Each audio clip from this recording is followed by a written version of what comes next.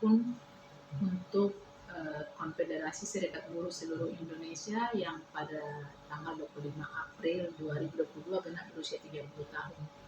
Untuk ukuran usia ini sudah masuk ukuran dewasa, dan saya juga melihat bahwa KSBC itu sudah juga melakukan atau menerapkan hal-hal yang memang berpijak terhadap pemikiran kedewasaan, antara lain bagaimana mendewasakan pikiran, menerima hal-hal yang mengejutkan di masa-masa yang belum pernah terjadi sebelumnya di dalam pemimpin KSBC sebelumnya, dan bagaimana kita juga semakin dewasa dan makin matang menempa dan membawa organisasi ini lebih dikenal sebagai organisasi yang memang kuat dari segi anggota, kuat juga dari segi ide, tampil di setiap level, dan juga bisa diandalkan. Dan inilah kemenangan kita, saya kira, di tahun ke-30 sejak berdirinya KSBC.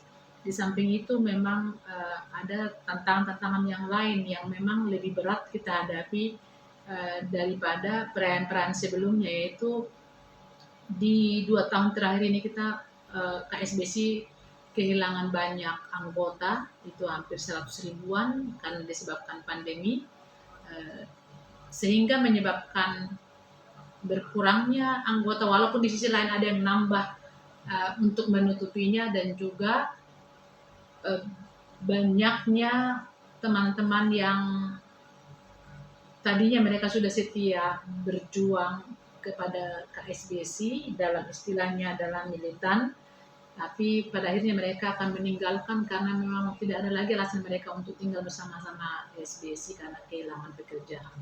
Dan ini adalah pekerjaan KSBC pada umumnya, bukan hanya pekerjaan saya atau dengan teman yang lain di Dewan Eksekutif Nasional, tapi pekerjaan kita semua sebagai aktivis.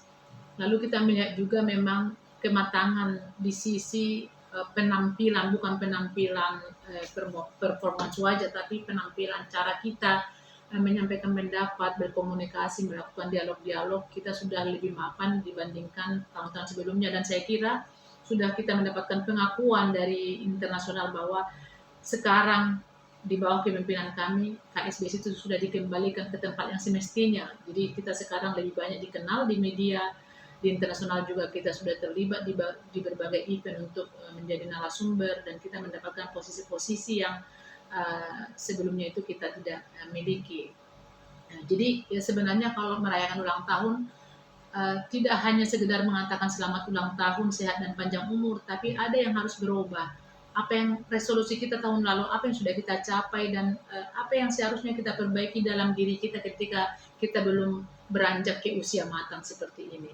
Dan kita juga melihat kebebasan berpikir, kecerdasan sudah dimiliki rata-rata orang yang menjadi penanggung jawab di KSBC secara keseluruhan, bahkan sampai plan level.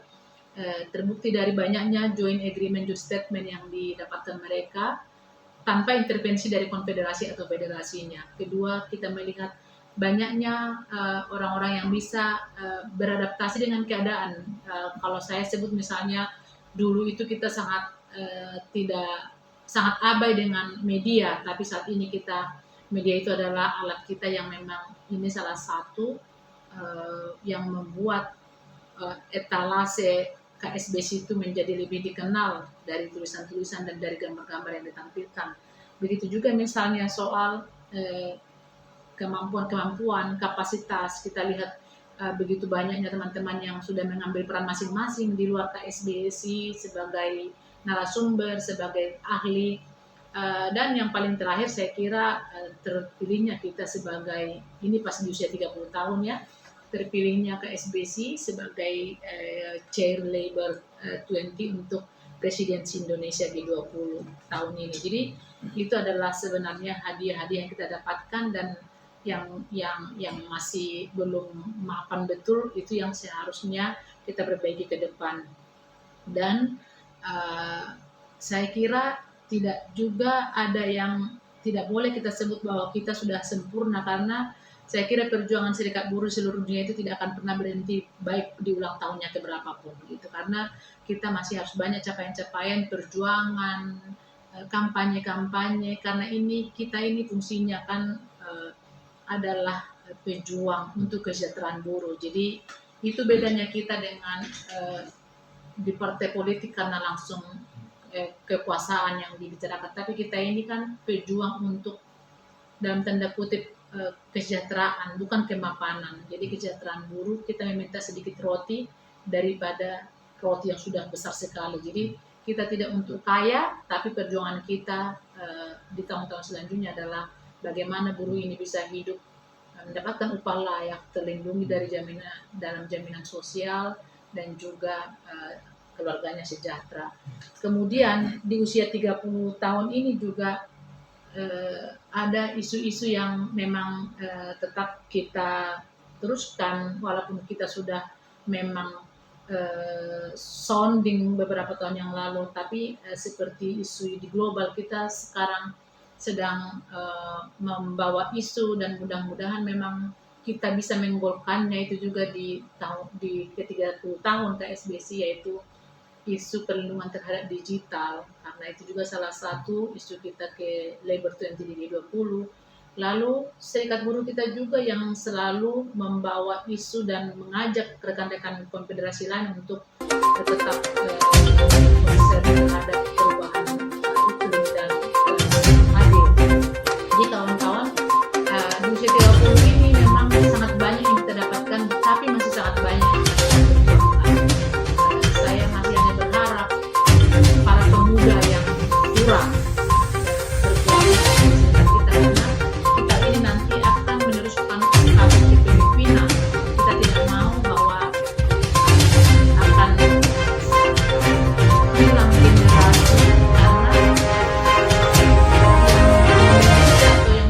decision maker di serikat buruh ini kan akan hilang suatu saat. Habis termnya kan itu harus tersedia anak-anak muda, tapi memang saya harus mengatakan itu bahwa itu tidak kita bisa, dan itu adalah kekhawatiran saya ketika karena bagaimanapun secinta apapun kita terhadap bisnis, kita tidak boleh stay di sini selamanya untuk memberikan yang lain kapasitas untuk menjadi pemimpin di KSBSI seperti itu.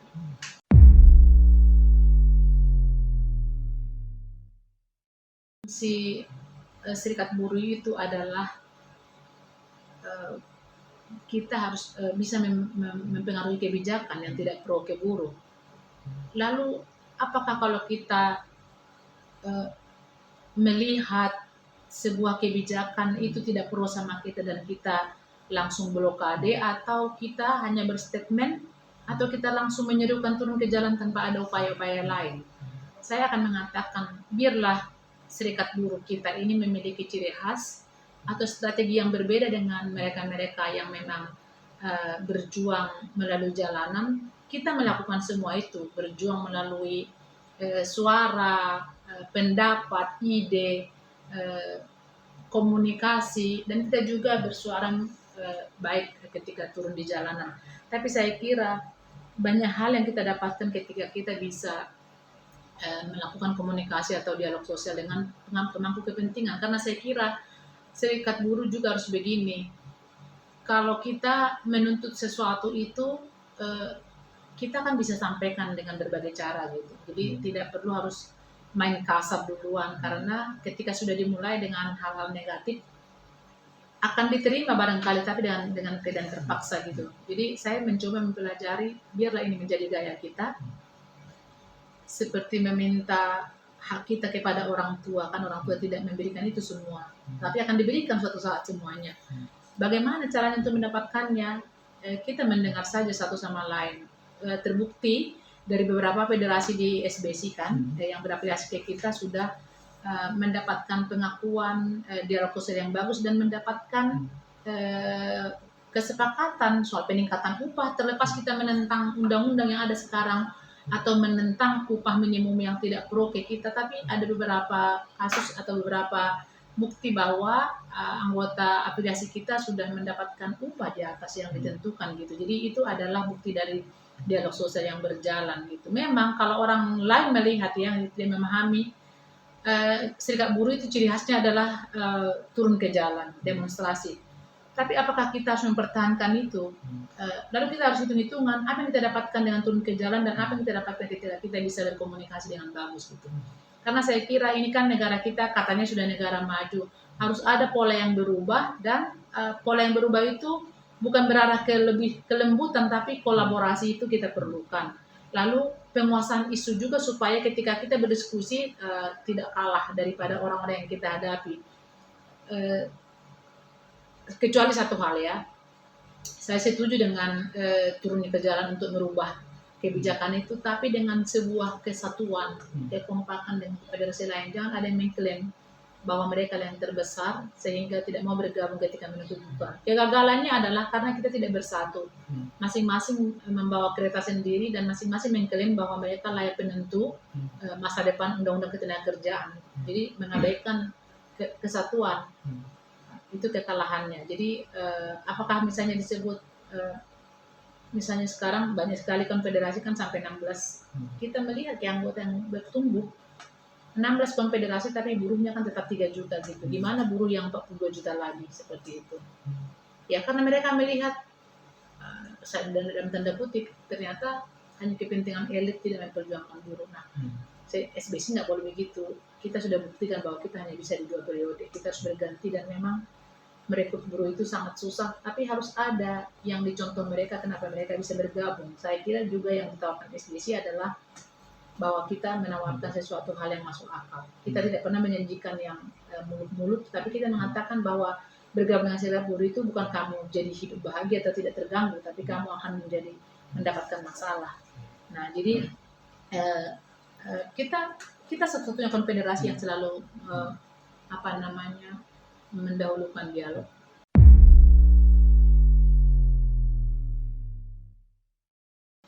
Saya sih melihat memang kekuatan dari sebuah serikat buruh itu adalah anggota ya, karena anggota itulah sebenarnya yang menjadi senjata kita ketika kita berhadapan dengan pemangku kepentingan. Ada massa di belakang kita yang memang itu kita perjuangkan. Jadi itu masih kurang. Dan kalau ada yang misalnya kalau ada senjata yang kita pakai 3, satu sudah tajam sekali, yang 2 lagi masih harus diasah, yang 3 lagi juga masih rendah. Saya kira ini kan harus saling melengkapi. Jadi ketika kita kurang misalnya di banyaknya anggota, kita kan harus bisa mengatasinya dengan pembangunan karakter. Cara KSBC itu tampil seperti apa gitu. Saya kira kalau misalnya serikat buruh lain mengklaim mereka juta-jutaan, kenapa tidak mereka yang leading untuk melakukan sesuatu? Misalnya kita sebut anggota kita saat ini seberapa nih? 820.000 sekian kan? Sekarang kita dari konfederasi lain yang sudah berafiliasi ke internasional, kita kan yang jadi ditunjuk sebagai pembicara, masuk dewan clean energy segala macam. Lalu di nasional pun kita keterwakilan kita ada di tripartit seperti itu gitu. Jadi ada berbagai hal sebenarnya untuk membuat kita itu bisa diakui atau bisa melakukan sesuatu di tataran di level domestik dan internasional karena kita itu teamworknya bagus, kita setara perempuan dan laki-laki, lalu kita soal pengetahuan isu memang kita lebih satu langkah dan itu tersebar ke berbagai federasi. Karena apa? Karena kita kan ada pleno. Lalu kita selalu merancang hal-hal besar itu di national meeting kita gitu. Jadi saya kira saya bisa melihat, nggak tahu ya apakah ini subjektif karena saya presiden KSBC, jadi sehingga penilaian saya terhadap SBC lebih bagus. Tetapi wajarlah saya mencintai organisasi saya karena memang kalau bukan kita yang menghargai atau mencintainya siapa. Kalau saya memang saya nggak tahu ya, karena saya ini murni bukan orang politik dan bukan pemain gitu. Jadi kadang-kadang atau ini soal gender saya nggak tahu, karena saya kira di zamanku lah, di zaman saya memimpin lah ada kedekatan dengan Kadin. dengan Kadin itu kita sampai ada memorandum of understanding walaupun dengan konfederasi lain. Tapi maksudku kenapa tidak terjadi selama ini? Kan barangkali mereka memang dari jalan kita sebelumnya kan sudah dilihat-lihat. Mungkin ini udah dari zaman Pak Bang Reson kali, baru maju ke Pak Dovir. Setelah Pak Dovir tidak lagi kita makin bagus barangkali ya.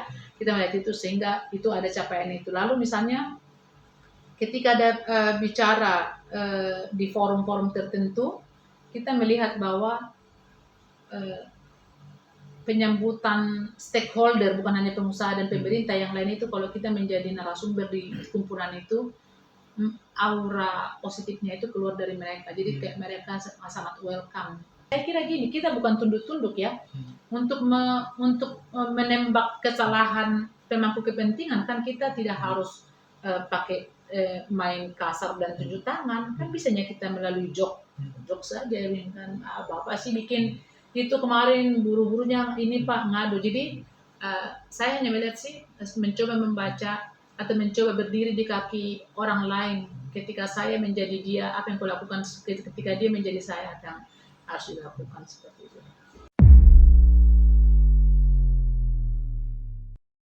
Satu, saya minta teman-teman mengorganisir anak-anak muda ya, jangan takut dengan kedudukan yang akan digeser ya, memang kita kan harus digeser, nggak boleh kita ada di sini terus gitu.